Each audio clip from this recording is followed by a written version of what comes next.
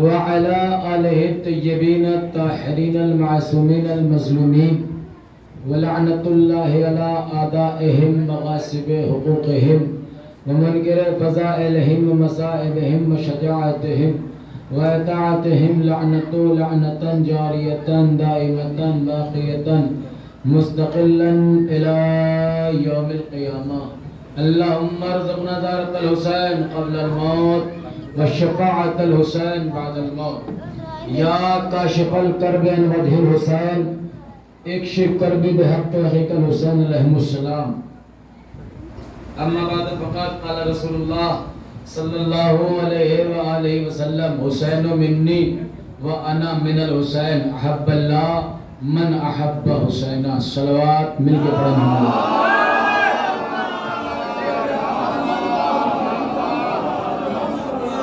سامعین گرامی قدر ماتم داران سرکار سید الشہداء، پروردگار تمام حاضرین مجلس کے جائز حاجات کو پورا فرمائے. جو حضرات فرش عزا حسین بچھاتے ہیں، حسین کا ماتم کرتے ہیں، حسین کے نیاز کرتے ہیں، پروردگار ان کی تمام عبادت کو قبول فرمائے. پروردگار جو حضرات خباری کرتے ہیں ان کی نیتوں میں خلوص پیدا فرمائے. پروردگار جو بیماری کی وجہ سے مجلسوں میں نہیں آ پا رہے ہیں، اللہ ان کو شفا کامل عاجل عنایت فرمائے. پروردگار جو لوگ بیماری بھی نہیں رکھتے، وقت بھی رکھتے ہیں، فرصت بھی رکھتے ہیں، پھر بھی مجلسوں میں نہیں جاتے، اللہ انہیں مجلسوں میں جانے کی توفیق عنایت فرمائے. اور ان تمام دعاؤں کی قبولیت کے لیے بآواز بلند صلوات پڑھیں.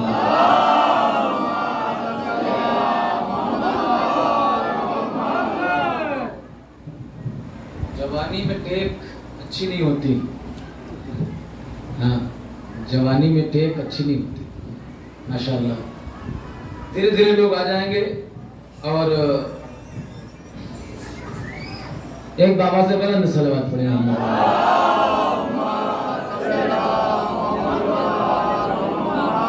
کل کی مجلس سے جڑ جائیے گا کہ دنیا ہمارے خرچ پہ حیران ہے، دنیا ہمارے خرچ سے پریشان ہے. اور خرچ تو خرچ ہے، وقت بھی دیتے ہیں. اتنا وقت اگر کوئی مارکیٹ میں لگائے تو لاکھوں کمائے گا. دنیاوی اعتبار سے اگر آپ سوچیں کہ دن عزاداری میں رات میں 6-7 گھنٹہ جاگتے ہیں لوگ، تو اگر دنیاوی حساب سے سوچیں تو اتنا وقت اگر آپ کہیں مارکیٹ میں لگائیں گے، پردیس میں لگائیں گے، تو نوکری اور اوور ٹائم ملا کے اچھا خاصا انکم ہے. جو لوگ نوجوان باہر رہتے ہیں وہ جانتے ہیں. دنیا یہی تو سوچتی ہے کہ یہ خرچ کر کر کے اور وقت بھی دے رہے ہیں، پیسہ بھی خرچ کر رہے ہیں. دنیا سوچتی یہ قوم پھر بھی سکون سے ہے، یہ قوم پھر بھی سکون سے ہے. سکون سے اس معنی میں ہے کہ اس قوم نے نوکری تو کی ہے، بھیک نہیں مانگا. اس قوم نے نوکری تو کی ہے لیکن بھیک نہیں مانگا. تو آخر ایسا کیا ہے؟ کا مسئلہ یہ ہے کہ ہم نے اگر کہیں پہ خرچ کیا ہے تو ایسی جگہ پہ خرچ کیا ہے جہاں سے 10 گنا ملنے کا وعدہ ہو چکا ہے. جہاں سے 10 گنا ملنے کا وعدہ ہو چکا ہے. اس لیے کہ نہ اللہ کسی کا احسان لیتا ہے، نہ مولا کسی کا احسان لیتے ہیں. آج آپ 10 روپے خرچ کریں گے، مولا اس کا 10 گنا لوٹائیں گے اور خود آپ کو اس کا احساس ہوگا. تو دنیا اندازہ لگا رہی ہے کہ یہ عزاداری میں 10 دنوں میں کتنا خرچ کرتے ہیں.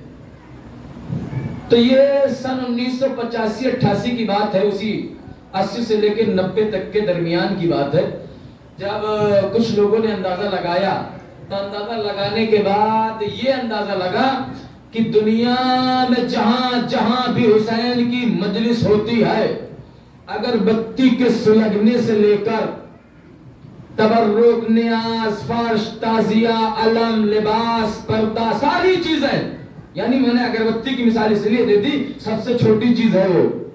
اس کے بعد بڑے پہ آپ چلے جائیے، نیاز مولا بھی ہے، لنگر حسین بھی ہے. یعنی 10 دنوں میں جتنی چیزیں عزاداری پہ خرچ ہوتی ہیں ان کا خرچ حساب. بیٹھا ہوئیے، جلدی سے بیٹھے، صلوات پڑھیں محمد و آل محمد.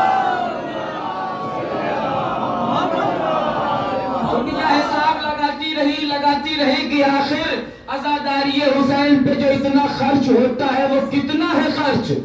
تو لوگوں نے اپنے حساب سے اندازہ لگایا تو محسن نقوی شہید نے اپنے ایک تقریر میں ذکر کیا کہ عزاداری حسین میں پوری دنیا میں خرچ ہونے والا بجٹ اتنا ہے کہ اگر اسے بچا لیا جائے تو 9 بڑے دیشوں کا 1 سال کا بجٹ ہوتا ہے۔ ہاں سبحان اللہ، 9 بڑے دیشوں کا، مجھے اپنے ملک کا بجٹ نہیں پتا، مجھے نہیں پتا بجٹ کا جو ہوتا ہے نا، بجٹ پیش ہوتا ہے، میری سمجھ میں نہیں آتا بجٹ ہے کیا۔ 25,000 کروڑ 30,000 کروڑ کہنے میں لگتے ہیں، دکھتے تو نہیں کہیں۔ خیر یہ میں سمجھتا نہیں، کیونکہ اس کا علم ہی الگ ہے، وہ بجٹ والا جو لائن ہوتی ہے وہ علم ہی الگ ہے، ہر کوئی نہیں سمجھ سکتا۔ تو ایک ملک کا بجٹ ہماری سمجھ سے باہر ہے، 9 بڑے ملکوں کا، 9 بڑے ملکوں کا 1 سال کا بجٹ ہے۔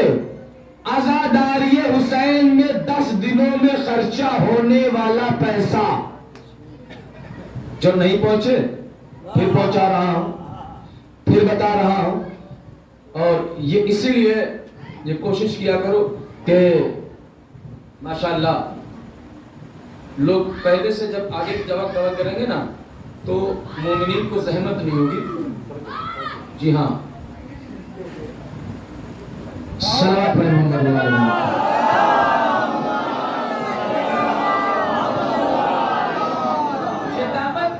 خطابت مجلس سبھی پڑھتے ہیں، سبھی سنتے ہیں۔ خطابت کو اگر آپ ڈیپ میں سمجھیں گے نا تو خطابت صرف زبان سے نہیں ہوتی، آنکھ، کان، جو اس کے تار ہوتے ہیں نا وہ ذہن سے جڑے ہوتے ہیں۔ جہاں ایک بار ٹوٹا تو پھر مجبوراً مولا کی مدد لینی پڑتی ہے، صلوات پڑھانی پڑتی ہے، کیونکہ وہ سلسلہ ٹوٹنا نہیں چاہیے۔ اب میں پھر سے جڑوں گا، پھر سے جوڑتا ہوں تاکہ لوگ اور بھی آ جائیں، بات پہنچ جائے کہ دنیا حیران ہے کہ یہ اتنا خرچ کرتے ہیں، کتنا خرچ کرتے ہیں پتہ نہیں، پتہ نہیں۔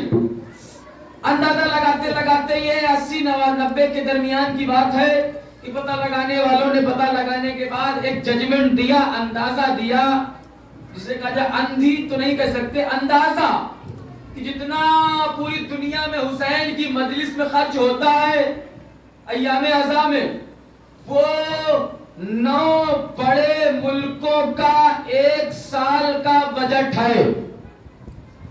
9 بڑے ملکوں کا 1 سال کا بجٹ ہے۔ جیسے آپ سوچ میں گم ہو گئے، ویسے اس زمانے میں بھی لوگ سوچ رہے تھے کہ یہ خطابت ہے یا حقیقت ہے، کہ ابھی اندازہ، بہت سے لوگ یہاں بھی سوچ رہے ہیں کہ 9 بڑے ملکوں کا بجٹ کیسے ہو سکتا ہے، کیسے ہو سکتا ہے۔ بھیا اپنے خرچ کرنے والے حساب سے مت جوڑو، پوری دنیا کا سوچو۔ سبحان اللہ، اپنے خرچ کرنے والوں کو مت سوچو، پوری دنیا کا سوچو۔ پوری دنیا میں نے ممبئی میں دیکھا ہے 50,000 70,000 1 لاکھ کے صرف علم سجتے ہیں۔ تو باقی سوچو، ہم اپنی جیب میں نہ سوچیں کہ ہم 10 روپے نکالتے ہوئے ڈر رہے ہیں، پوری دنیا کا سوچو۔ مولا کے چاہنے والے بہت پڑے ہوئے۔ تو ابھی آپ کے سوچ میں کچھ لوگ گم ہیں، ابھی ان کی سوچ سے شک کا پردہ ہٹ کے یقین کی روشنی پہنچے گی، تب زبان کھلے گی۔ کیسے کہ دنیا سوچ رہی ایام عزا کے 10 دنوں کا خرچہ، 9 بڑے ملکوں کا 1 سال کا بجٹ کیسے ہو سکتا ہے، کہ 10 دنوں کا بعد میں سوچنا، چاند رات پہ 1 لمحے میں چاند دیکھ کر کتنے کروڑوں کی چوڑیاں ٹوٹی۔ سبحان اللہ، 2 منٹ میں کتنے کروڑ روپے کی چوڑی ٹوٹی، اس کا اندازہ پہلے لگاؤ۔ آپ سوچیں گے اس کا اندازہ کیسے لگے؟ سیدھی سیدھی بات ہے، آپ جائیے جانکار سے پوچھیے، کتابوں سے رابطہ کیجئے، پورے ورلڈ میں شیعہ کتنے ہیں، پورے ورلڈ میں شیعہ کتنے ہیں۔ جب شیعوں کی تعداد نکل آئے گی تو ان شیعوں میں عورتیں کتنی ہیں، وہ عورتیں کتنے کروڑ ہیں، تو ایک عورت کتنے کی چوڑی پہنتی ہے، تو پھر آپ کو اندازہ ہو جائے گا، کروڑ نہیں ارب پہنچ جائے گا پوری دنیا میں جتنے شیعہ ہیں جہاں کہیں بھی۔ تو چوڑیاں 2 منٹ میں ٹوٹنے والی چوڑی کا حساب نہیں لگا سکتے، تو 10 دنوں میں نہ جانے کیا کیا ہوتا ہے، نہ جانے کیا کیا۔ अरबों का तो सिर्फ तबर्रुक बचता है, नजरे मौला नियाज़े मौला पे जाएंगे तो फिर और आगे चला जाएगा। और छोटी छोटी चीजें आप अंदाजा लगा सकते, 9 बड़े देशों का 1 साल का बजट है। ये बात बिल्कुल उस जमाने में, अब तो और भी लोग बढ़ चढ़ के हिस्सा ले रहे, बढ़ चढ़ के हिस्सा ले रहे। सरकार अब आइए, माशाअल्लाह आप मुतवज्जे हो गए, प्लेटोनारी में इतना खर्च होता है, फिर भी कौम बड़ी मुतमईन है, कौम परेशान नहीं है। अगर कोई परेशान है तो अपने कर्मों से परेशान है, मौला की वजह से कोई परेशान नहीं है। मौला की वजह से दुश्मन परेशान नहीं हुआ तो अपने कहां से परेशान हो जाएंगे।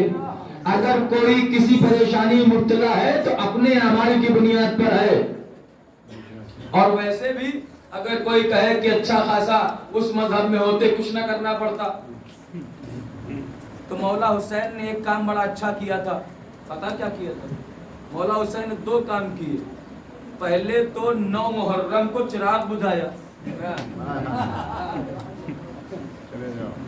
हुसैन को किसी की जरूरत नहीं है, चिराग बुझाया, जिसको जाना हो चला जाए। तो जिस हुसैन ने दोनों काम की, कोई सोचे कि ना होते इस मजहब में तो इतना खर्चा न करना पड़ता, ये न करना पड़ता, वो न करना पड़ता, मौलाना की तकरीरें सुननी पड़ती। तो मौला हुसैन ने शबे आशूर और रोजे आशूर 2 काम बड़े अजीब किए और बहुत नुमाया काम। शबे आशूर चिराग बुझा के कह रहे हैं जाओ, और रोजे आशूर कर हल मिन नासिरिन यंसुरना, है कोई जो मेरी मदद को आए। बात समझ में आ रही कुछ? शबे आशूर तो कह रहे थे जाओ, अब रोजे आशूर कह रहे कोई है जो मेरी मदद को आए। मौला आखिर आप करना क्या चाहते हैं? अगर भेजना था तो अब मदद के लिए बुला क्यों रहे हो? बात है कि नहीं है? शब रोजे आशूर कहा कि नहीं मौला ने? जो लोग नहीं जानते वो जान जाए। बाद दफने अली असगर, मौला मैदान करबला में तन्हा जब रह गए तो ये नारा है कि नहीं है? हल मिन नासिरिन यंसुरना, है कोई जो मेरी मदद करे, हल मिन मुगीसिन युगीसुना, है कोई जो मेरी मदद को आए। मौला का नारा है, मौला का ऐलान है, ऐ मेरे मौला अगर मदद के लिए बुलाना था तो 1 रात पहले लोगों को जाने को क्यों कह रहे थे, और अगर वापस भेजना था तो अब बुला क्यों रहे हो? मौला हुसैन ने दोनों काम करके बता दिए। मैं दुनिया को बताना चाहता हूं कि अगर दुनिया हुसैन को छोड़ भी जाए तो हुसैन का कुछ जाता नहीं है, और अगर आ भी जाए तो हुसैन का कुछ बढ़ता नहीं है। मतलब का हुसैन ने दरवाजा खोल रखा है, आ भी सकते हो, जा भी सकते हो, आ भी सकते हो, जा भी सकते हो। हुसैन ने किसी पर पाबंदी नहीं लगाई कि आ गए हो तो जा नहीं सकते, चले गए हो तो आ नहीं सकते, नहीं, जिसकी मर्जी हो। और जैसा आ भी सकता है और कोई जाना चाहे तो हुसैन ने किसी पे पाबंदी नहीं लगाई। हुसैन का दरवाजा किसी के लिए बंद नहीं है, ना आने वालों के लिए ना जाने वालों के लिए। मैंने सरकार खत्मी मर्तबत की हदीस सुनाई, हुसैन मिन्नी व अना मिनल हुसैन, हुसैन में निकाला मारिफत हुसैन और करबला। इसी उन्वान से बातें होंगी और जब तारीख मखसूस आ जाएंगी, क्योंकि 5 मुहर्रम से मखसूस तारीखें चलती हैं, और फिर उसके बाद जिसके मसाइल उसी के मसाइल इंशाअल्लाह अगर आप हमारा साथ देंगे तो। अब तक आपने फजाइले मसाइब अली अकबर सुने होंगे, शायद फजाइले अली अकबर न सुने हों हैं। और फिर जनाब कासिम का जिक्र आएगा, तब भी एक गोशा ऐसा फजाइल का है जो कहीं नहीं पढ़ा जाता। मौला अब्बास का तो सभी सुनते हैं, आज कोई फरमाइश भी कर रहा था आज ही कि मौला अब्बास से फजाइल पढ़िए। मैंने कहा भैया 8 मुहर्रम का इंतजार करो, तो सिस्टम से चलने तो बाबा से बने सलावत पढ़ो मोहम्मद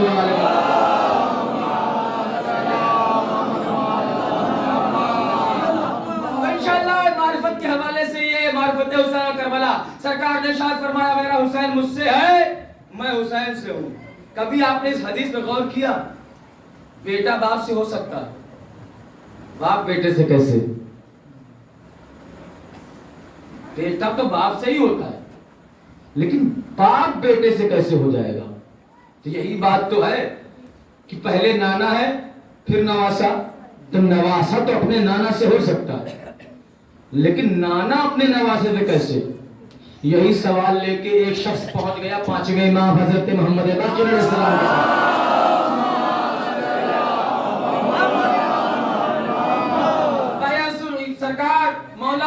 کے جد کی یہ حدیث سمجھ میں نہیں آئی، حسین منی وانا من الحسین، میرا حسین مجھ سے ہے، میں حسین سے ہوں۔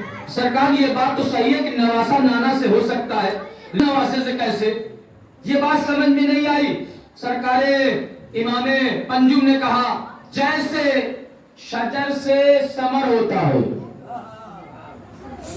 شجر یعنی پیڑ، ثمر یعنی پھل، جیسے شجر سے ثمر ہوتا ہے پھر اسی ثمر سے شجر بنتا ہے۔ ہاں سبحان اللہ، جیسے پیڑ سے پھل ہوتا ہے پھر اسی پھل کے بیج سے پیڑ ہوتا ہے، کہا ویسے حسین رسول سے ہے، رسول حسین سے۔ اور اس کا دوسرا مطلب سمجھا دوں کہ آخر حسین رسول سے اور رسول حسین سے کیسے؟ تھوڑا سا آپ بیدار ہو جائیں کہ اتنی اہم بات پہنچ جائے گی، کیونکہ اس سے پہلے میں آپ کو اور جوڑنا چاہتا ہوں۔ مل جل سے بآواز بلند صلوات پڑھیں محمد۔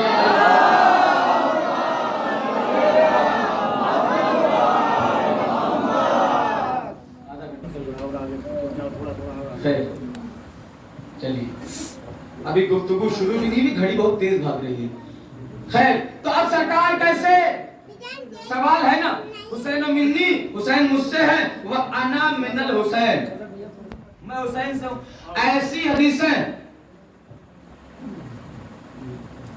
حدیثیں 5 ہیں، 5۔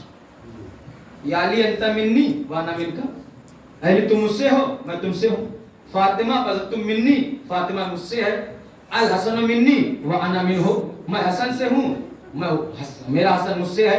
پھر المہدی منی وانا منہ، میرا آخری بھی مجھ سے ہے، میں اس سے۔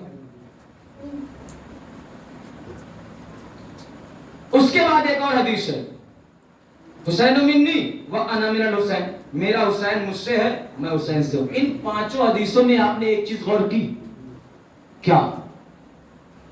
پہلی حدیث یا علی انت منی وانا منکا، اے علی تم مجھ سے ہو میں تم سے ہوں، اس میں علی کا نام ایک بار ہے۔ فاطمہ تو بزت منی، اس میں بھی فاطمہ کا نام ایک بار ہے۔ الحسن منی وانا منہ، یہ نہیں کہ انا من الحسن، نہیں، الحسن منی وانا منہ، میرا حسن مجھ سے میں حسن سے ہوں، حسن کا نام ایک بار ہے۔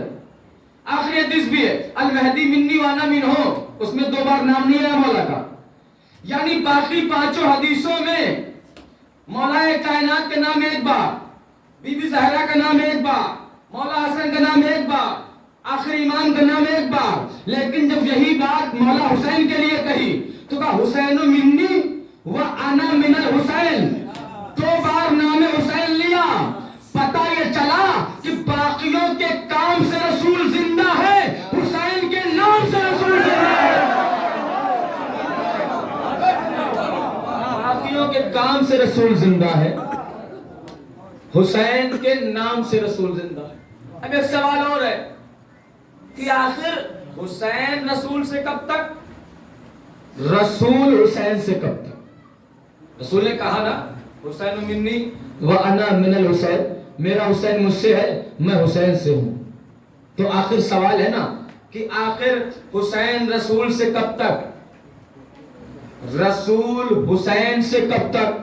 یہ سوال ہر ذہن میں آنا چاہیے تھا کہ آخر حسین رسول سے کب تک ہے، رسول حسین سے کب تک؟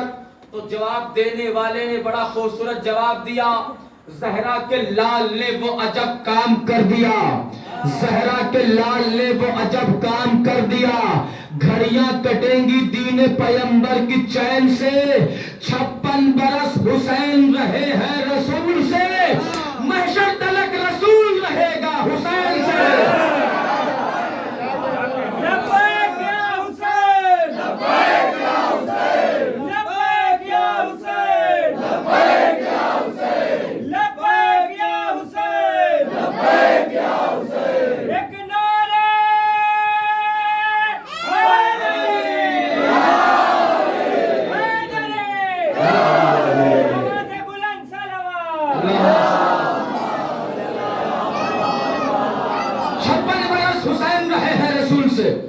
اب محشر تلک رسول رہے گا حسین سے۔ تو اب اس حدیث کو سمجھیے، حسین منی، میرا حسین مجھ سے ہے، بالکل سمجھ سمجھ میں آیا کہ نواسا نانا سے ہو سکتا ہے، لیکن انا من الحسین کیسے؟ کہا 3 شعبان کو جب حسین پیدا ہوئے تو حسین و منی والی حدیث کا جملہ پورا ہو گیا، لیکن انا من الحسین کی تفسیر نہیں ہوئی کہ رسول حسین سے کیسے۔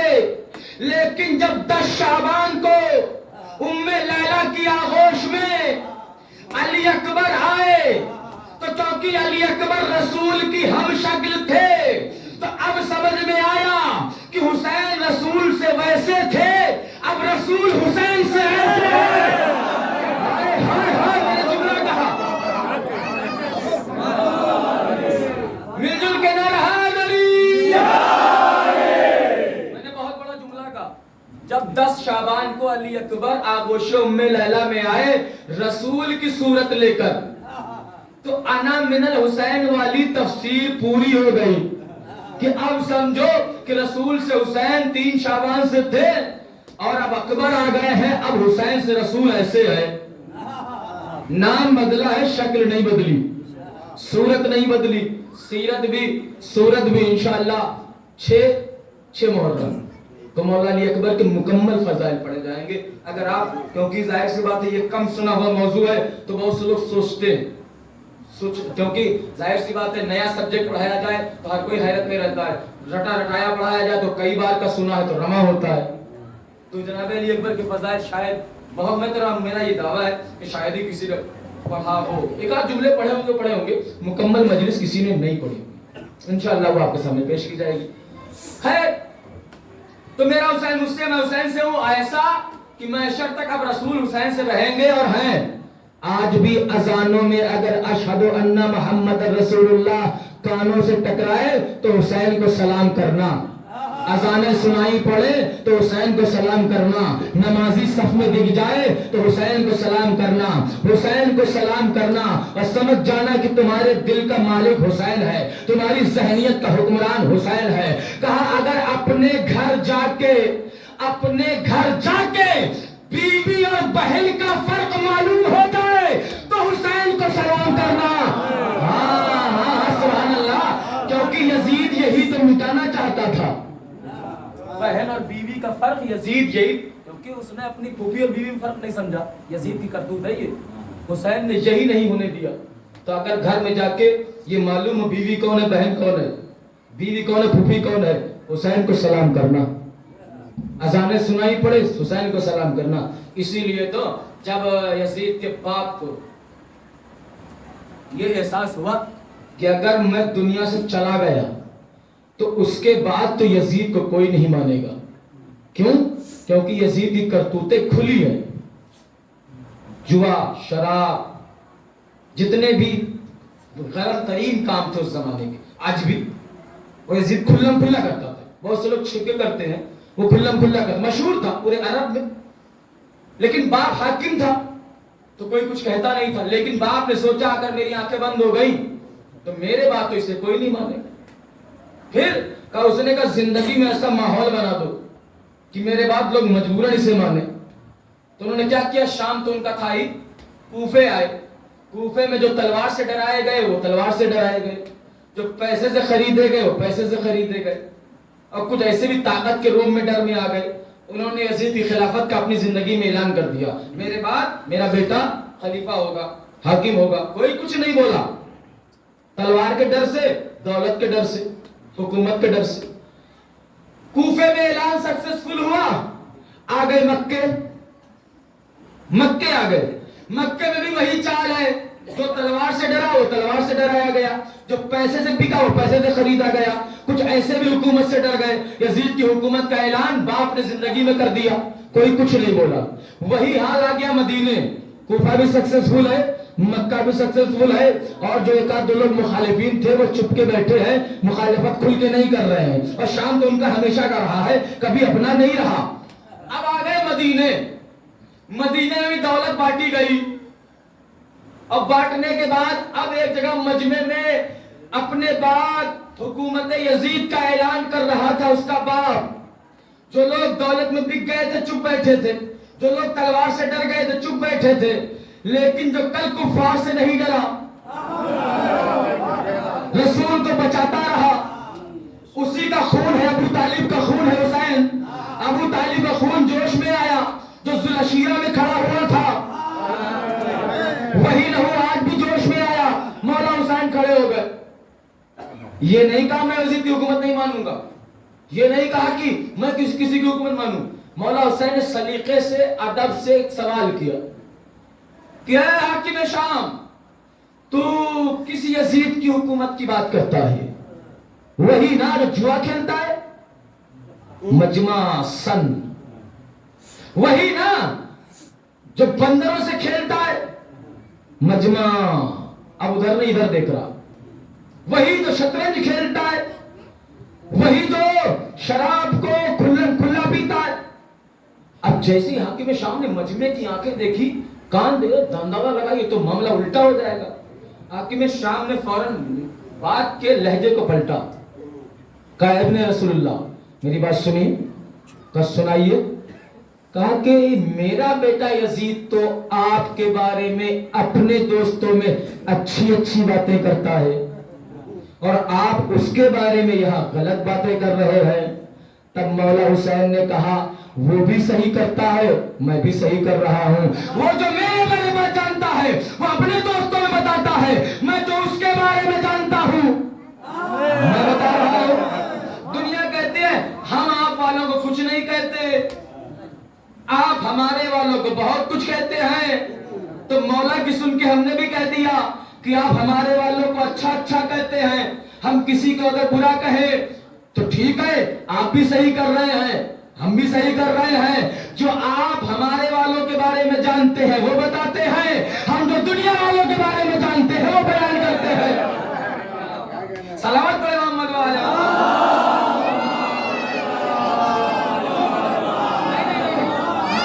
یہ میٹر جو آیا تبرہ، جو گائیڈ لائن ہے بڑا اس پہ ہنگامہ رہا کہ تبرہ بڑھتے ہیں، تبرہ لوگوں نے تبرہ کا مطلب ہی غلط نکالا، ورنہ تبرہ عبادت میں سے ہے، تبرہ کے بغیر ہمارا کلمہ پورا نہیں ہوگا۔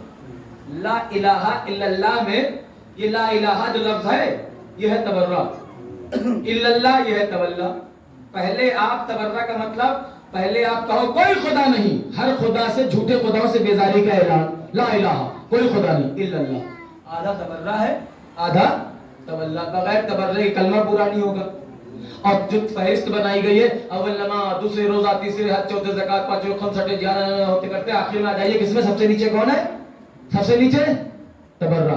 یہ فہرست بھی بڑے اچھے لوگوں نے بنائی ہے، سب سے اوپر ٹاپ پہ رکھا نماز کو، سب سے نیچے رکھا تبرہ کو۔ گھر بنوانے والے سے پوچھئے اگر نیو کمزور ہو تو کیا بلڈنگ رک سکتی ہے؟ ہائے سبحان اللہ سبحان اللہ۔ اگر نیو کمزور ہو، اور نیو میں دو چیزیں ہیں، جو کھڑنجے کا کام کر رہی ہے وہ ہے تبرہ، جو پلر کا کام کر رہا ہے اسی کے اوپر ہے تولا۔ جب یہ دونوں چیزیں مضبوط ہوگی تو نماز بھی مضبوط رہے گی، روزہ بھی مضبوط رہے گا، حج بھی مضبوط رہے گا۔ اور اگر یہ تین دونوں میں ہم فیل ہو گئے تو کتنے نمازی جہنم جائیں گے، روزے محشر دکھاؤں گا۔ کتنے روزے دار، آپ کہیں گے مولانا یہ تو آپ بڑا عجیب کہہ رہے، روزے دار نمازی جہنم چلے جائیں گے؟ ہم کہہ رہے ہیں تب پکڑیے نا، رسول کہہ رہے ہیں اگر کوئی شخص من منا کے درمیان حج کرتا ہوا، طواف کعبہ کرتا ہوا مر جائے، صفا و مروہ میں سعی کرتا ہو مر جائے، کوہ ابو قبیس کے برابر سونا چاندی خیرات کر دے مر جائے، مقام ابراہیم پہ نماز پڑھتا ہوا مر جائے، سجدوں پہ سجدے کرتا ہے، اتنے رکوع کرے کہ کمر دانش کی طرح ٹیڑھی ہو جائے، اور دل میں ذرہ برابر بھی بغض علی ہو، جہنم جائے گا۔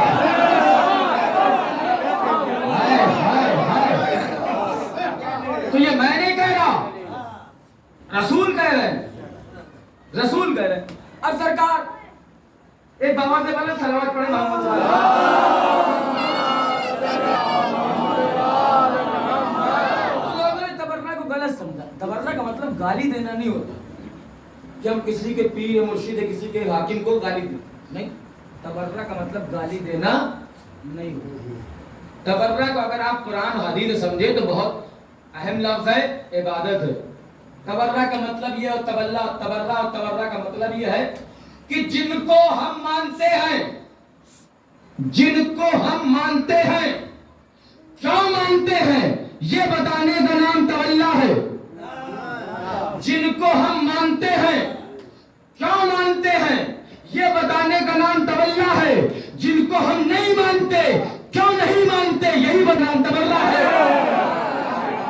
کیوں نہیں مانتے اسی کو بتانے کا نام تولا ہے۔ طنز میں آ کر یہ مفتی نے کیا ہم سے سوال، طنز میں آ کر یہ مفتی نے کیا ہم سے سوال، تولا کس کو کہتے ہیں، تبرہ کس کو کہتے ہیں؟ ہوں میں بھی حج کا قائل اور تو بھی حج کا قائل ہے، بتائے آج دیتا ہوں کہ کیا کیا کس کو کہتے ہیں۔ ادھر کعبے کا چکر اور ادھر شیطان پہ پتھر، تولا اس کو کہتے ہیں، تولا۔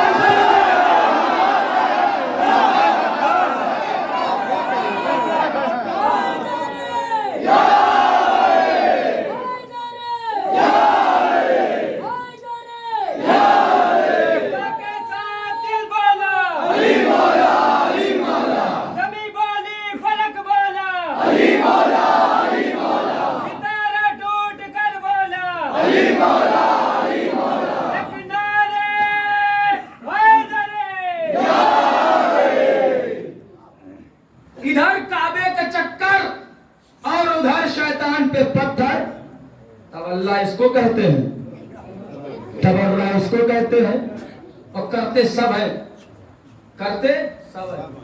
نیا نیا حاجی پہنچ گیا حج کرنے، نیا پہلی بار گیا تو نیا ہی تھا، پہنچ گیا۔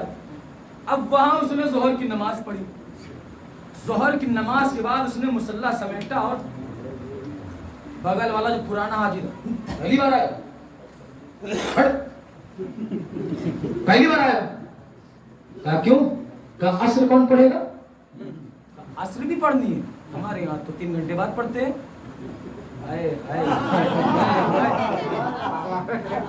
نیا حاجی پہنچ گیا حج کرنے اور ایک پرانے حاجی کے پہلو میں بیٹھا نماز پڑھ رہا تھا۔ ظہر کی نماز پڑھی، اس نے سمیٹا اور اس نے ہاتھ پکڑا، پہلی بار آئے، کہا کیسے بچانا؟ کہا حرکت سے۔ کہا پہلی بار حج کرنے آیا، کیسے بچانا؟ کہا حرکت سے۔ کہا کیا مطلب؟ کہا ظہر پڑھ لی عصر نہیں پڑھو گے؟ کہا ہمارے یہاں تو عصر 3 گھنٹے بعد پڑھتے ہیں۔ کہا نہیں یہاں دونوں ملا کے پڑھنا ہے۔ کہا ایسے تو شیعہ پڑھتے ہیں۔ کہا یہاں دونوں ملا کے پڑھنی ہے؟ کہا یہاں تو شیعہ پڑھتے ہیں۔ تو اس نے کان میں آ کے کہا ہاں کہنا کسی سے نہیں، اللہ کے گھر پہ آنے کے بعد وہی کرنا پڑتا ہے جو شیعہ کرتے ہیں۔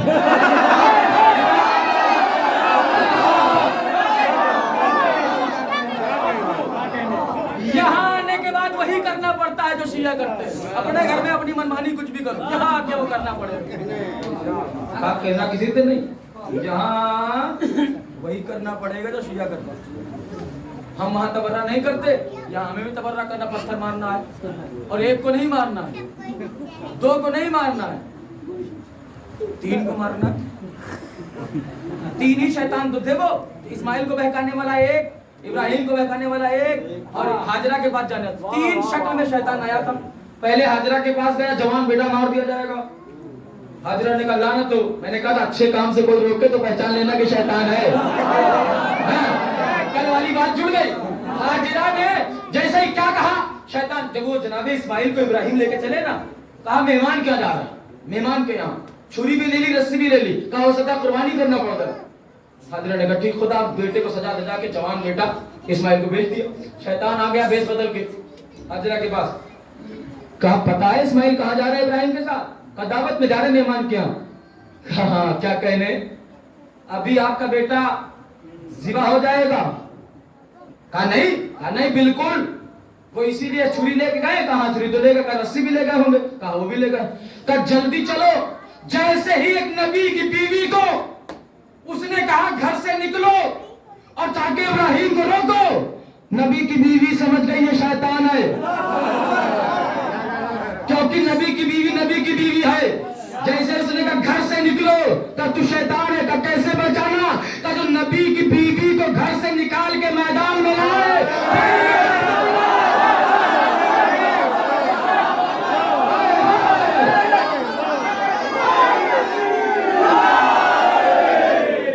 دونوں ہاتھ بلند کر کے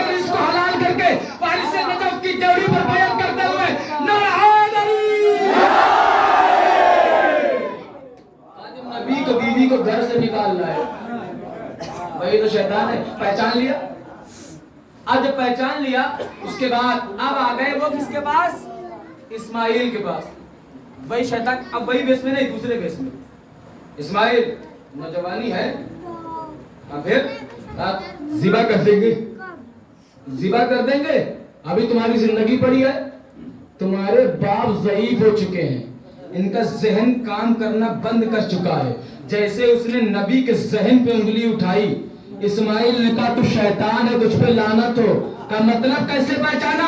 कहा ऐसे पहचाना जो अल्लाह के भेजे हुए नबी के जहन पर हिज़यान की तोहमत लगा। वही शैतान है, वही शैतान है, वही शैतान है।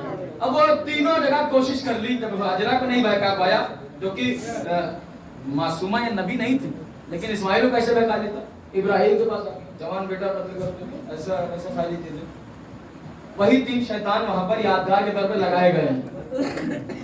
आप कहीं और ना समझिए, वही तीन शैतान और को सभी मार। लेकिन मजबूरी यह है कि यहाँ कुछ भी करो वहां शियों वाला करना हो, तबर्रा भी करना होगा, तवल्ला तो करते ही हैं। और लोग कहते हैं कि मजलिस अच्छा है, बस मौजू एकदम बिल्कुल बहुत एकदम जिसे कहा जाए सुनी नहीं सुनी, लेकिन आपके अकीदों पर उठने वाले सवाल का वकालत कर रहा हूं, एतराज के जवाब दे रहा हूं। हौसला बढ़ाना बनता है, क्योंकि हम ऐसी जगह पे हैं जहां से हम पे सवाल आते हैं, हम पे सवाल आते हैं। रिजवान भाई, इसमें आपका भी शुक्रिया है। वो बात जो लोग कहते हैं इन्होंने ही मारा है, और यही रोते हैं। रोते इसलिए है कि अपने गुनाह की माफी मांगते, मौला हुसैन माफ कर देना। मौला मसलन ये जाहिलों की पहचान है, इन्होंने मारा है, इन्होंने, याद आया कुछ? इन्होंने मारा है, इन्होंने, बहुत अच्छी दलील थी, और जहां जाऊंगा वहां पढ़ूंगा। हम कहें इन्होंने मारा, आप कहें कि हमने मारा, हम कहें कि आपने मारा, इस बहस से कोई फायदा होने वाला नहीं है। सबसे पहले तो सुहैल रिजवी की दलील सुनिए, सीधी सी बात है, फैसला हो जाएगा कि मारा किसने है। का कैसे का एक मजमे के तौर पे इकट्ठा हो जाइए और हम खुल के कहते हैं कातिलाने हुसैन पे लानत, जिसका चेहरा उतर जाए समझ लेना गड़बड़ वही है, और जिसका चेहरा खिल जाए तो हम तो कहते हैं भैया, हम तो कातिलाने हुसैन पे लानत करते हैं, हमें तो नहीं खलता। किसी को खलता है? तो जब नहीं खलता तभी तो कातिल नहीं, तभी तो नहीं खलता ना। कातिल नहीं है। मातमे सरवर को सुन के जब हुआ दरवाजा बंद, मातमे सरवर को सुन के जब हुआ दरवाजा बंद, या जुलूसों को देखकर जब दरवाजे बंद हुए, तो हम समझ गए कि हम कातिलों के महल्ले में आ गए।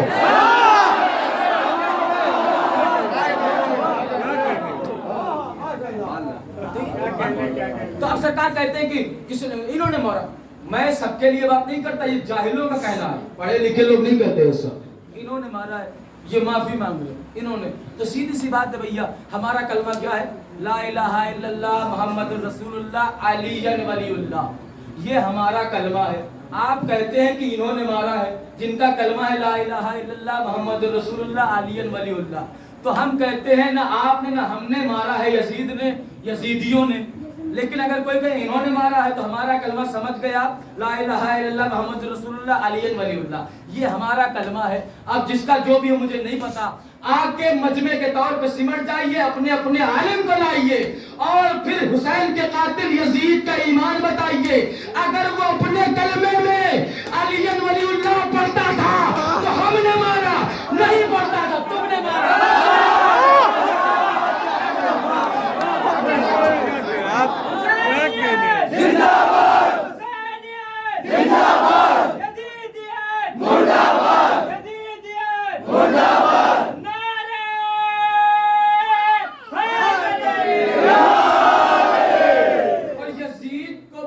कहने से किसी को तकलीफ क्या होगी? दुनिया कुछ भी हो सकती है, यजीदी नहीं हो सकती। इंसान अगर बहुत ही गिर जाए तभी यजीद का सपोर्ट कर सकता है, यजीद का सपोर्ट तभी कर सकता है। अब सरकार कुछ लोगों को होता है शौक, कहने लगा कि मजलिस कुरान ने कहा, मजलिस कुरान में कहाँ? मातम कुरान में दिखाओ तो माने, नौहा कुरान में दिखाओ तो माने, तबर्रुक कुरान में दिखाओ तो माने, ज़ियारत कुरान में दिखाओ तो माने। एक जिद है लोगों को कि कुरान में दिखाओ। मैं आपके प्रतापपुर तेवरुस साल असरा पढ़ रहा था, तो आप ही की तरह एक सामईन में से एक नौजवान, उनसे एक थे कुरान के हाफिज, उन्होंने कहा अपने मौलाना से पूछना कि कुरान में मातम कहाँ लिखा है, मातम वाली आयत है कोई जिससे हुक्म हो कि मातम करो? तो हमारे पास आ गए, कहने लगे मौलाना वो पूछ रहे हैं कि कुरान में ऐसे सवाल का जवाब तो देने बनता है ना कि मातम वाली आयत कहाँ लिखी है। मैंने कहा वो हाफिज है ना? बोले हाँ हाफिज तो है। कब पूरा कुरान याद है? जाके पूछो पहले, पूरा कुरान याद है पक्का कि का सूरह के हाफिज है? कहने लगे नहीं पूरे कुरान के हैं। तो कहा अगर पूरे कुरान की तुमने मातम वाली आयत नहीं पढ़ी? अब वो सोच में पड़ गए कि मातम वाली आयत कहाँ है। बहुत देर सोचते रहे तो हमने कहा उनसे कह देना जहाँ तरावी की नमाज की आयत है उसी के नीचे मातम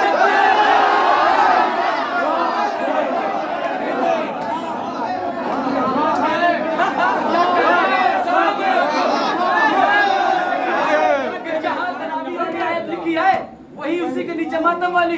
सोचते बोले ऐसी कोई तरावी की आयत ही नहीं है। उसके लिए आयत नहीं है, जब उसकी आयत नहीं है कर रहे हो तो हमसे पूछ क्यों रहे हो कि इसकी आयत कहाँ है, उसकी आयत कहाँ, उसका हुक्म क्या है? सारे सवाल हम ही से कर देंगे लोग। हम भी तो कभी कर सकते हैं सवाल। ये दिखाओ कुरान में, ये दिखाओ कुरान में। लेकिन अगर किसी को शौक है कि मजलिस कुरान में कहाँ है, नौहा कुरान में कहाँ है, ज़ियारत कुरान में कहाँ है, तबर्रुक कुरान में कहाँ है, तो मैं दिखाऊंगा कुरान में तबर्रुक, मैं दिखाऊंगा कुरान में मजलिस, मैं दिखाऊंगा कुरान में जुलूस। हाँ यही खामोशी चाहिए थी मुझे, यही खामोशी। दूसरों को अपनों को यकीन दिलाया जाए, क्योंकि अब जमाना बाहर वालों को अंदर लाने का नहीं है, अंदर वालों को रोके रखने का है।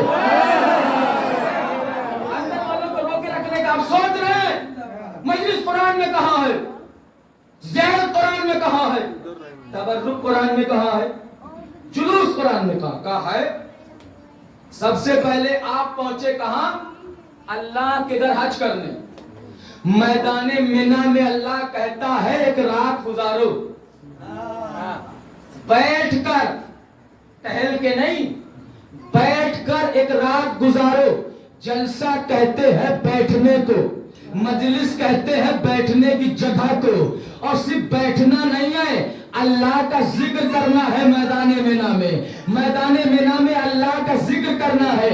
मजहब नहीं, जितने हाजी है सारे लोग वहां पर एक रात गुजारेंगे। गुजारने के बाद सिर्फ बैठेंगे नहीं बल्कि जिक्र भी करेंगे। तो जहां चंद लोग बैठकर अल्लाह का जिक्र करें उसी को मजलिस कहते हैं, उसी को मजलिस कहते हैं। और जैसे ही वो अल्लाह का बताया हुआ वक्त गुजरा, नमाज का वक्त आया, तो कुछ लोग कहने लगे नमाज पढ़ ले। अल्लाह ने कहा नमाज बाद में पढ़ी जाएगी, पहले यहाँ से निकलो। नमाज आने वाले मकाम पे पढ़ी जाएगी, पहले यहाँ से निकलो। अब निकले तो क्या, कब मजलिस हो चुकी है, अब जुलूस चलेगा। हाय हाय सुभान अल्लाह, मजलिस हो चुकी है, जुलूस चलेगा। का सारे लोग इस मैदान से निकलो, मैदान अरफात से निकलो और जुलूस की शक्ल में साथ में चलो। और जुलूस से छुट्टी मार के ना चलो। अल्लाहुम्मा लब्बैक लब्बैक अल्लाहुम्मा लब्बैक कहते हुए चलो।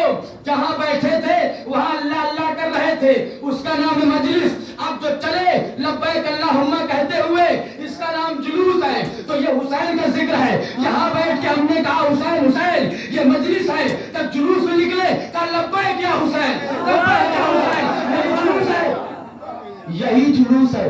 वहाँ अल्लाह के लिए गए थे तो अल्लाह अल्लाह करेंगे, यहाँ हुसैन के लिए आए तो हुसैन हुसैन करेंगे। मजलिस वहाँ भी है, मजलिस यहाँ भी है, जुलूस वहाँ भी है, जुलूस यहाँ भी है। लब्बैक अल्लाहुम्मा वहाँ है, लब्बैक या हुसैन यहाँ। मजलिस भी है, जुलूस भी है। अब कहेंगे सरकार तबर्रुक, तबर्रुक भी है। अगर तबर्रुक ना होता तो आबे ज़मज़म क्यों लेके आते, भर भर के लेके आते। क्यों ले जा रहे हो? तबर्रुक के तौर पे बांटेंगे, तबर्रुक के तौर पे बांटेंगे, तबर्रुक के तौर पे बांटेंगे। कहा वो अल्लाह के घर से इस्माइल के पैरों से निकला वो चश्मा पे ज़मज़म, तबर्रुक में बांटो तो बिदअत नहीं है। हम सबीले हुसैन तबर्रुक में बांटते हैं।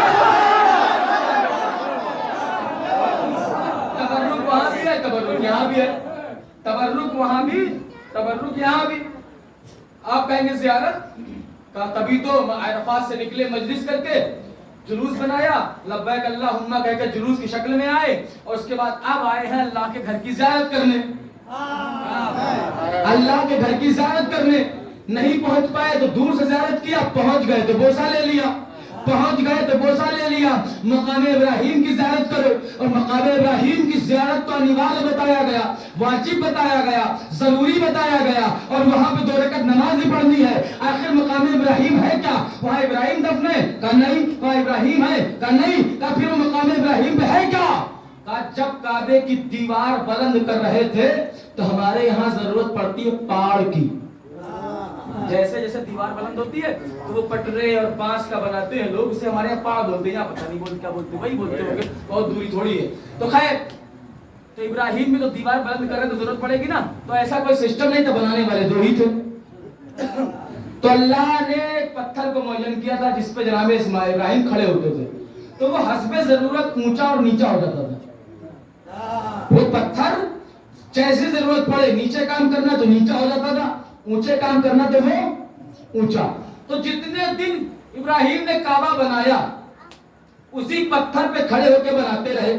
تو بیچ گرمی دھوپ میں، عرب کی گرمی آج ہی مشہور ہے، تو گرمی کی وجہ سے ابراہیم کا پسینہ ماتھے سے چل کے پیروں سے ہوتا ہوا اس پتھر پہ آتا تھا، جس کی وجہ سے اس پتھر پہ ابراہیم کے پیروں کے نشان بن گئے تھے. ابراہیم کے پیروں کے نشان بن گئے تھے.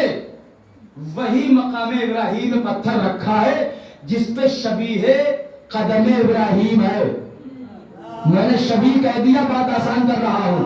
وہی پتھر ہے مقام ابراہیم پہ جہاں 2 رکعت اللہ نے نماز پڑھنا واجب قرار دیا ہے، اس کی زیارت کرنا واجب قرار دیا ہے. کہ اس پتھر پہ شبیہ قدم ابراہیم ہے، زیارت کرنا ضروری ہے. میں کہوں گا اللہ کسی کے پیروں کی شبیہ کی زیارت کروائے، بدعت نہیں کہتے، ہم روضہ حسین کی شبیہ کی زیارت کرتے ہیں.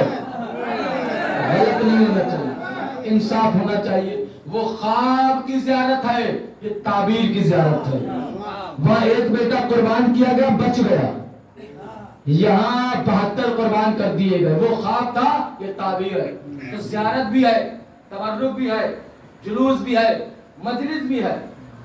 اور نوحہ اسی کو کہتے ہیں جس کے لیے گئے اس کا ذکر کرو. اللہم لبیک اللہم، یہ اللہ کا، اللہ کو ذکر کر رہے ہیں، ہم یہاں پر ذکر کر رہے ہیں. نوحہ پڑھنا ویسے بھی شریعت کا کام ہے. بدعت اس لیے بھی نہیں ہے کہ اللہ نے اپنے ایک نبی کو نوحہ پڑھنے والا کہا ہے.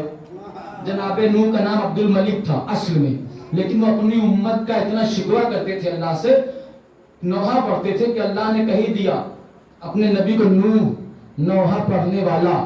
نوح پہلے صاحب شریعت نبی ہے، اس کا نام ہی نوحہ پڑھنے والا ہے. جب صاحب شریعت نبی کا نام ہی نوحہ پڑھنے والا ہو تو نوحہ پڑھنا بدعت کیسے ہو سکتا ہے؟ وہ بھی شریعت میں ہے. ساری چیزیں سسٹم سے ہیں، قرآن میں ہے. کہنے لگے یہ تعزیہ رکھنا کہاں قرآن میں لکھا؟ بات ختم ہو گئی. تعزیہ رکھنا قرآن میں کہاں لکھا؟ یہ مطلب، اور اگر مان لیجئے قرآن آپ کو نہ سمجھ میں آتا ہو، کہنے کو تو کہہ دیا قرآن ہمارے لیے کافی ہے، لیکن شاید نہ سمجھ پاؤ تو آپ کو ہم آسان بھاشا میں سمجھاتے ہیں. کیسے؟ کہ یہ بتاؤ تم مسلمان کیسے ہو؟ کہ اللہ کا کلمہ اور رسول کلمہ پڑھ کے. کہ کس نے سکھایا؟ کہ رسول نے اتنی تبلیغ کی 23 سال آگے کہ ہم لوگ مسلمان ہو گئے. ان کی تبلیغ کو دیکھ کے، ان کی سیرت کو پڑھ کے، تو یعنی رسول نے پڑھایا نا کلمہ، رسول نے مسلمان بنایا. تو جب رسول دنیا میں آئے تھے تو اتنی جہالت تھی کہ لوگ بیٹیوں کو زندہ دفن کر دیتے. تو رسول نے ان حیوانوں کو پہلے انسان بنایا، پھر مسلمان بنایا، پھر اس میں تو کوئی سلمان، بوزر، میسم، بغداد بنا، ساری چیزیں. تو رسول نے احسان کیا. سیدھی سیدھی بات ہے، جب آپ کسی فیکٹری میں، کسی کارخانے میں کام کرنے جاتے ہیں، اس میں جب آپ کو داخلہ ملتا ہے تو فارم بھرایا جاتا ہے کہ دیکھو ہمارے یہاں فیکٹری میں کام کرنے کا ٹائم یہ ہے، یہ کرنا ہے، یہ نہیں کرنا ہے. پورا قانون سسٹم بتایا جاتا ہے. تو اسلام کے محل میں داخل ہونے کے لیے پہلے تو آپ کو کلمہ پڑھنا پڑے گا، لیکن کلمہ پڑھ کے آپ اسلام کے دائرے میں آ گئے تو تو اب قرآن جیسی قانون نامہ آپ کے سامنے دیا جائے گا، یہ کرنا ہے یہ نہیں کرنا ہے، یہ کرنا ہے یہ نہیں کرنا ہے۔ قرآن قانون اسلام کی کتاب ہے، ہم اگر اسلام میں رہنا چاہتے تو قانون کو ماننا پڑے گا۔ نماز پڑھنی ہے، جھوٹ نہیں بولنا ہے، روزہ رکھنا ہے، غیبت نہیں کرنا ہے، جو چیزیں کرنا وہی بتایا گیا، جو نہیں کرنا وہی بتایا گیا۔ تو اب سوال یہ ہے کہ اس میں کہیں لکھا ہے کہ غم منانا ہے قرآن میں؟ کہنے کہ نہیں لکھا، نہیں بھی لکھا ہے تو آؤ۔ فیکٹری قائم کر دی ایک بڑے پیسے والے نے، آس پاس کے لوگوں کو بھرتی کیا، ان کی روزی روٹی چلنے لگی۔ اس نے قانون نامہ دکھا دیا، یہ کرنا یہ نہیں کرنا، یہ کرنا یہ نہیں کرنا۔ اتفاق سے سارے لوگ کام کرنے لگے اس فیکٹری میں۔ ایک دن اس فیکٹری کے مالک کے بیٹے کا انتقال ہو گیا، تو اس میں سے ایک دو شریف لوگ بھی تھے، انہوں نے کہا دیکھو مالک کا بیٹا مر گیا ہے، چلو چلتے ہیں پرسے میں۔ تو باقی جو شہیر تھے نا شیطان ٹائپ کے، انہوں نے کہا یہ تو ہمارے قانون میں کہیں نہیں لکھا۔ ہائے ہائے ہائے سبحان اللہ۔ بہت سے لوگ قرآن میں ڈھونڈتے ہیں مجلس قرآن میں کہاں لکھی ہے، ماتم قانون میں کہاں لکھا ہے، غم منانا کہاں لکھا ہے۔ تو شریف زادے دو تین تھے، انہوں نے کہا کہ چلو مالک کا بیٹا مر گیا ہے، بڑے احسان ہے اس کے ہمارے اوپر، چلو پرسے میں چلتے ہیں۔ تو کچھ شیطانوں نے کہا نہیں یہ ہمارے قانون میں کہاں لکھا ہے۔ تو قانون میں نہیں لکھا ہے تو عقل بھی کوئی چیز ہے۔ عقل کہتی ہے جو ہمارے ساتھ احسان کرے اس کی خوشی میں خوش رہو، اس کے غم میں غمزدہ ہو جاؤ۔ اب رسول نے اسلام دلا کے مسلمان بنا کے ہمیں جینے مرنے کا سلیقہ سکھا دیا، اتنا احسان کر دیا۔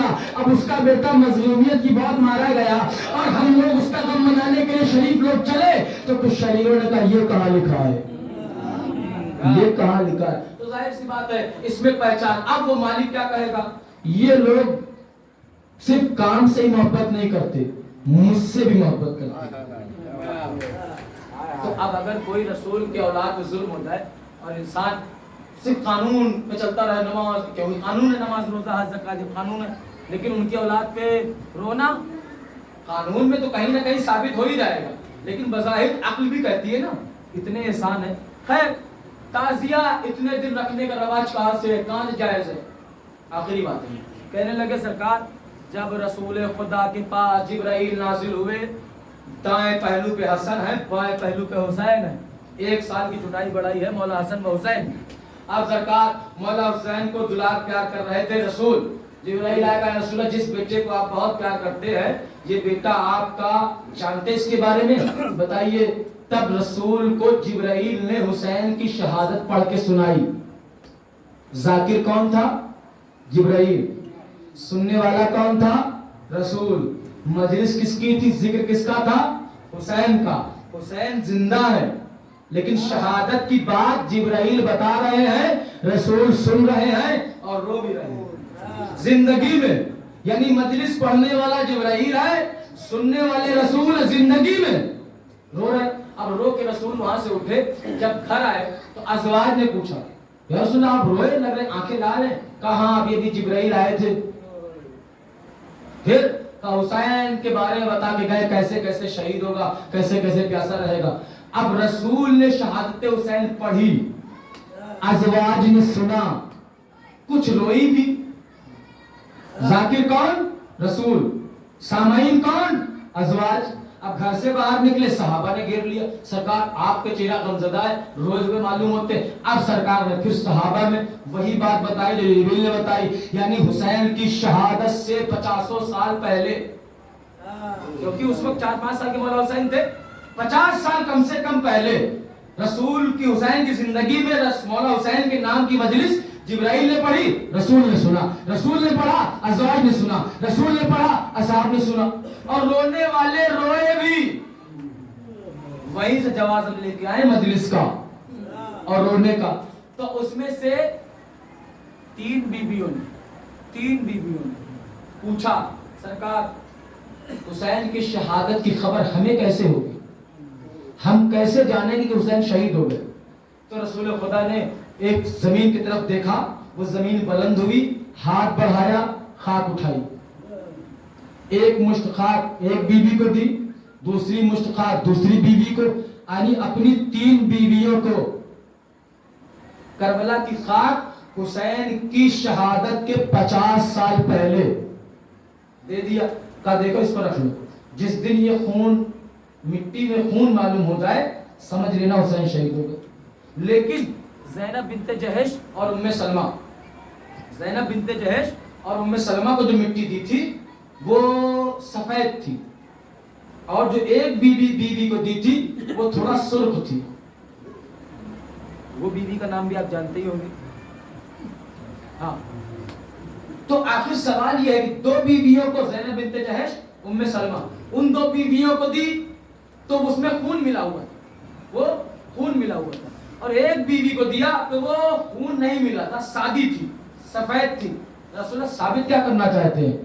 جیسے کلر کی مٹی انہیں دی ہے خون ملی ہوئی ہلکی لال، انہیں سفید کیوں دی؟ کہ انہیں سفید اس لیے دے رہا ہوں کہ اگر تم چاہو گی تو کربلا نہیں ہوگی، کربلا کا سارا کرتا دھرتا آپ ہی سے ہے۔ یہیں سے پورے مصائب کا، نہ رسول کی وصیت لیک ہوتی، نہ ان کی اتنی ہمت ہوتی کہ دروازے پہ آگے لکڑی لے کے آتے، سارا معاملہ وہیں سے ہے۔ خیر وہ ایک الگ موضوع ہے، اس سے بات نہیں کرنا، لیکن آئیے ذرا کہ اب دے دی نا۔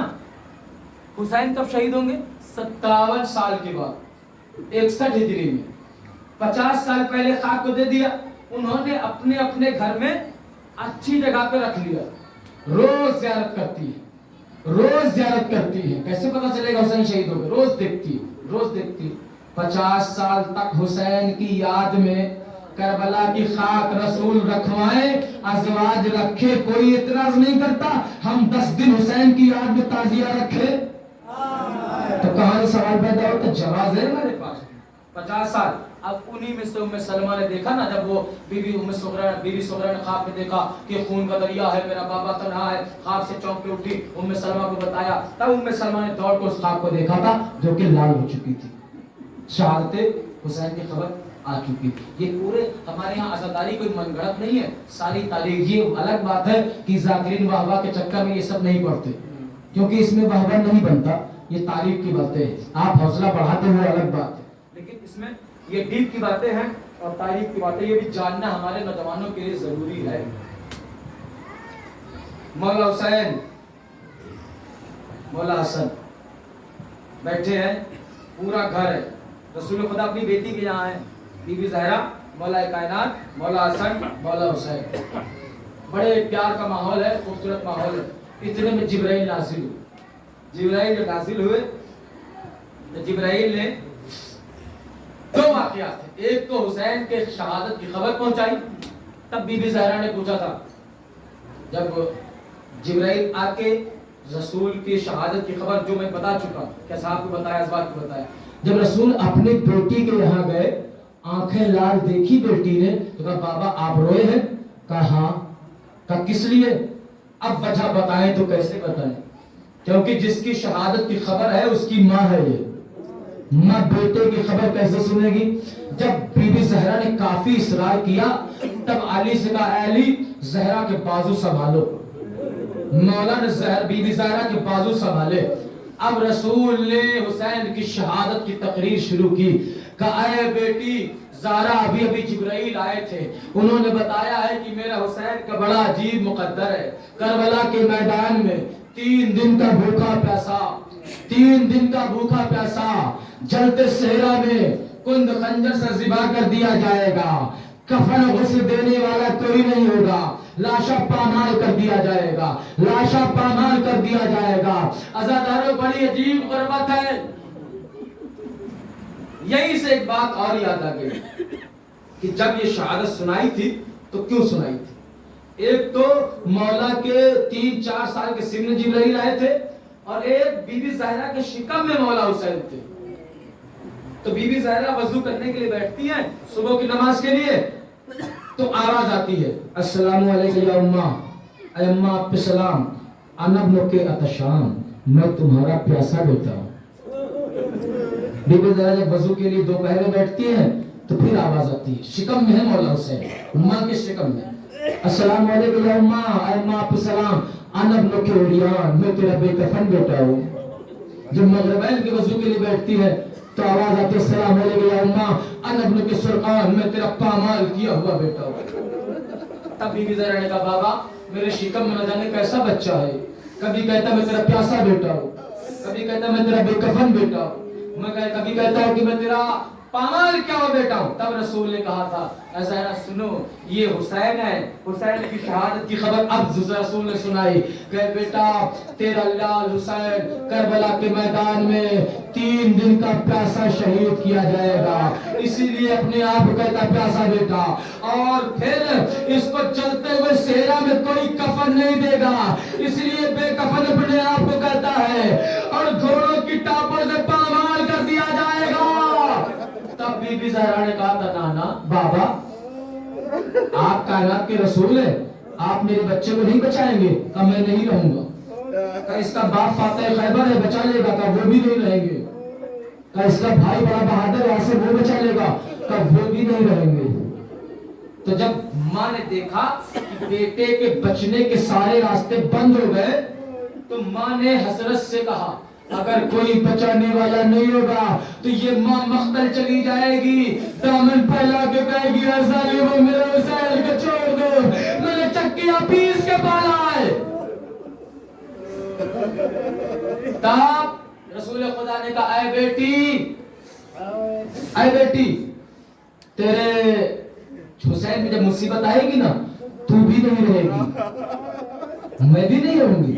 نہیں، اب ماں نے آخری سوال کر دیا اے بابا جب نہ اس کا بابا رہے گا نہ بھائی رہے گا، یہاں تک ماں بھی نہیں رہے گی تو پھر میرے بیٹے پہ روئے گا کون؟ روئے گا کون؟ تب رسول نے کہا تھا کہ اللہ ایک قوم پیدا کرے گا جس کے بزرگوں کو روئیں گے، جس کے بچوں کو روئیں گے۔ تب بی بی زہرا نے کہا تھا اگر وہ لوگ میرے حسین کو روئیں گے نا، جب ان کے بچوں کو کوئی تکلیف ہوگی تو یہ حسین کی ماں روئے گی۔ بی بی زہرا نے وعدہ کیا تھا کہ جو میرے حسین کو روئیں گے اگر ان کے بچوں کو کوئی تکلیف ہوئی تو حسین کی ماں انہیں روئے گی۔ ایک دن میں نے ذکر کیا تھا بڑا خوشنما ماحول تھا، رسول خدا گھر میں ہے، حسن و حسین ہے، بی بی زہرا ہے اور مولا کائنات ہے کہ جبرائیل پھر آ گئے۔ اب کی بار خبر شہادت لے کے نہیں آئے، کفن لے کے آئے، جنت کا کفن۔ ایک کفن کا حصہ رسول کو دیا، 5 کفن دیے، 5 کفن رسول کو دیے کہ اسے اپنے اہل بیت میں بانٹ دو۔ رسول نے ایک کفن اپنے پاس رکھا، ایک علی کو دیا، ایک بی بی زہرا کو دیا، 2 کفن بچے حسن و حسین ہے، ایک حسن کو دیا دوسرا بھی حسن کو دیا۔ اللہ اور دوسرا حسن کو کیوں دیا ہے آپ سمجھ سکتے ہیں؟ خود ایک کفن رکھا، بی بی زہرا کو ایک کفن دیا، علی کو ایک دیا، بچے 2 کفن حسن و حسین، لیکن ایک کفن حسن کو دے کے دوسرا بھی حسن کو دے دیا۔ اب اگر نانا بیٹی کے گھر جا کے نواسوں کے پاس کھڑا ہو کے ایک نواسے کو کوئی چیز دے دوسرے کو نہ دے تو نواسا تو حیرت سے دیکھتا ہی دیکھتا ہے۔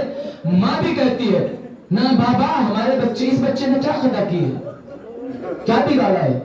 تو جب حسین کو رسول نے کفن نہیں دیا، حسن کو دوہرا کفن دیا، تب بی بی زہرا نے کہا اے بابا جب آپ حسن و حسین کو اپنی گودی میں لے کے کہتے تھے حسن امیر ہے حسین غریب ہے، حسن امیر ہے حسین غریب ہے، تو میں سوچتی تھی کہ یہ نانا اپنے بچوں سے پیار میں کہہ رہا ہے، پیار میں کہہ رہا ہے، لیکن آج یقین ہو گیا کہ حسن امیر ہے حسین غریب ہے۔ کیسے؟ کہا آپ نے حسن کو دوہرا کفن دیا اور حسین کو کچھ نہیں دیا، کفن و کافور دونوں تھے، کیونکہ کفن ہے تو کافور بھی ہے۔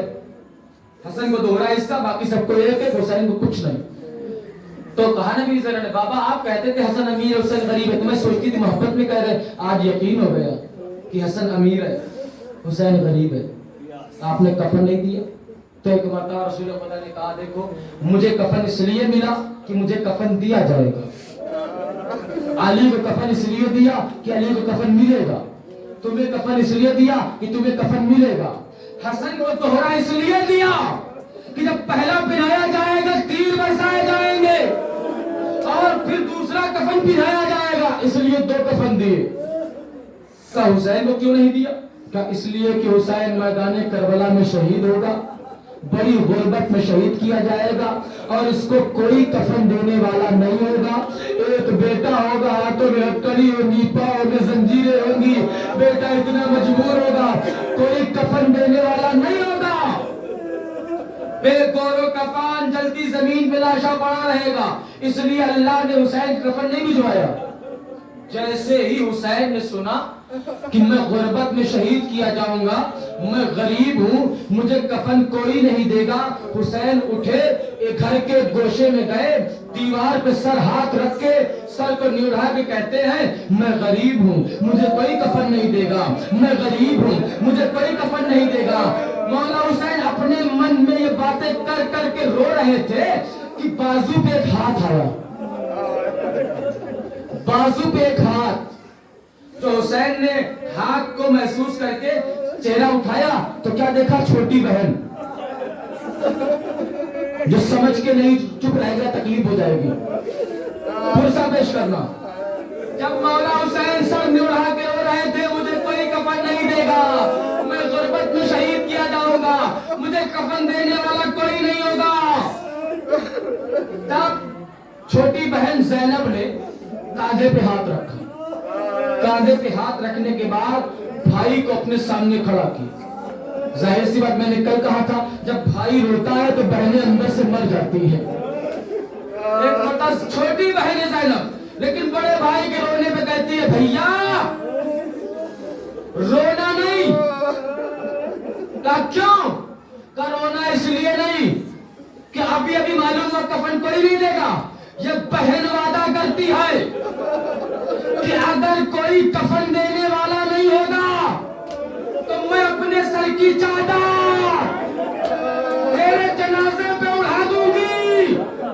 جیسے ہی زینب نے کہا اے بھیا جب ایسا وقت آئے گا کہ کوئی کفن دینے والا نہیں ہوگا تو میں اپنے سر کی چادر تیرے جنازے پر، تب حسین نے حسرت سے بہن کا سر دیکھا، بہن کی چادر دیکھی اور دیکھنے کے بعد کہا اے بہن زینب یہ دعا کرو کہ جب میں بے گور و کفن رہوں تیری چادر سلامت رہے، تیرے سر پہ چادر باقی رہے، کیونکہ حسین جانتے تھے جب میرا لاشا بے گور و کفن رہے گا زینب کے سر پہ چادر نہیں بچے گی۔ یہی حسرت لے کے زینب لاش حسین سے گزر گئی۔ اے بھیا اتنی مجبور بہن ہے کہ چادر بھی چھن گئی، کفن بھی نہیں دے سکتی۔ انا للہ و انا الیہ راجعون، رضم بقضائہ و تسلیما لامرہ۔ بار اللہ تجھے واسطہ محمد کا کہ ہماری اس چھوٹی سی عبادت